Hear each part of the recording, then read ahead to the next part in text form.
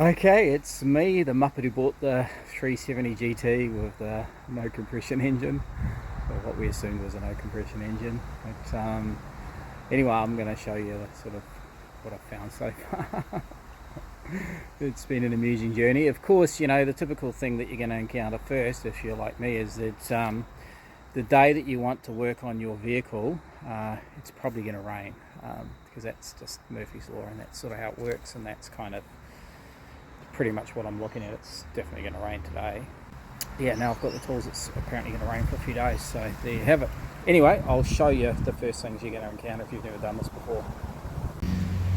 So basically, once you get all your covers off and your bits and pieces out of the way, the airbox and things like that, the throttle bodies, because you have to take these off because otherwise you just can't get at the coils, and the coils are down there.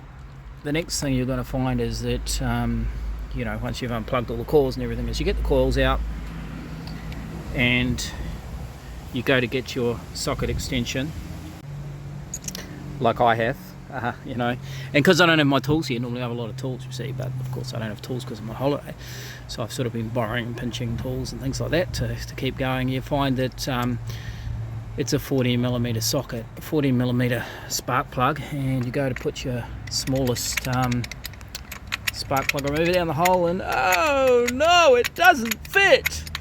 So that's the first problem you're going to encounter. So if you've got one of these, what's this one, 5/8 or whatever it is, this is a smaller typical size of an engine, that's not going to work for you.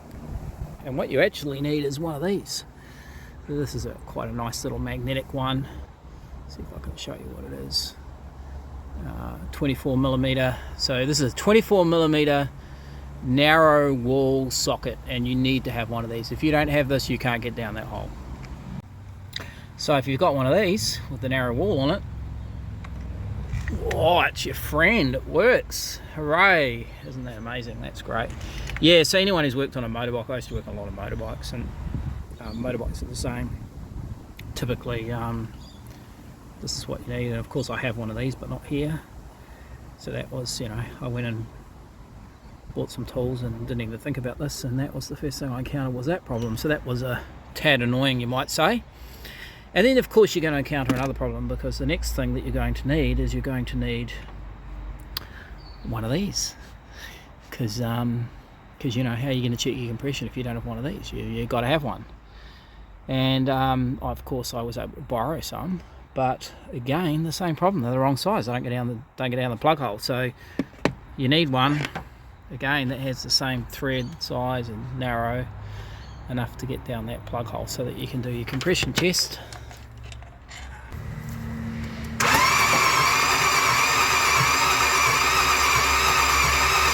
So we can probably assume that probably all the cylinders are probably in the same shape, and they're probably all shagged. So that's where I'm at so far. And probably the next job I'm going to do, actually, because I don't even know if I'm even going to waste my time checking all the cylinders, because one's bad, they're probably all bad. I'll check the other bank as well, I guess I'll do it, and I'll report back. But my next thing is going to be to take this front off, because I need to take this front off so I can get this engine out, because this engine is going to have to come out. And once I get the front off, I can start taking the timing cover gear off. Once we get the timing cover gear off, I think I know what I'm going to find. I think I'm going to find that this is basically lost its timing. And it only needs to be, one or two teeth out, and then you've got all sorts of problems. And probably what's happened is the tension has probably let go. The chain has probably skipped a couple of teeth on one or both sides or something like that, and it's probably smashed all of the valves into the top of the pistons, and probably bent all the valves, and that's probably why we've got no compression, because that would make the most sense. So I thought I'd better clear up a couple of things. So one thing is that I said 24mm socket, which is completely wrong, of course. I don't know why I said that, but 14mm slim wall socket is what you need, not a 24mm. 24mm is way too big. You can probably see that from the video anyway, but anyway, that's the first thing. And then the second thing is that the shape of the plugs and what I actually found. So the first bank on the right hand side, I found a little bit of oil down in the spark plug holes as well, not heaps but a little bit, which probably leads to faulty rocker type of gaskets and stuff like that, oil getting pumped into the into where the spark plugs should be. And the other thing I thought might be good to look at was the actual spark plugs themselves, so I'll try and show you what they are. So they're a Denso iridium plug. They're quite small, as you can see. Iridium with the typical kind of point that you can see on them. These ones are a little bit fouled, which doesn't really surprise me considering the engine would have been quite hot if it was getting no water. Okay, there's the other one, and you can see how it's all sort of fouled up on the end. It's not looking too flash.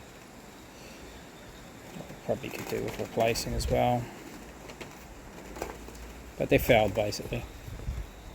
And the other thing I should mention that's kind of important is that these engines are what you'd call a interface engine, or you know, basically what it means is that when the timing goes wrong, the pistons can impact the valves, and there are some engines where that doesn't happen, but this is an engine where that does happen. So, you know, making sure the timing is correct all the time is really important. And the other thing I guess I should point out too is that this engine, you know, it looks like it might have been overheated because of that heater hose being stuffed at the back.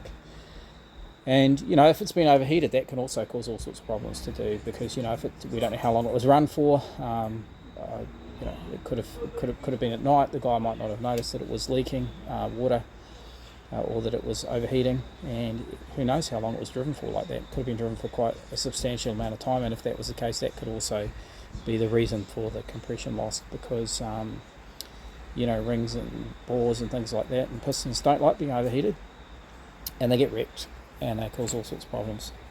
Anyway, that's all I have for today's episode, and I'll carry on and then I'll make another video.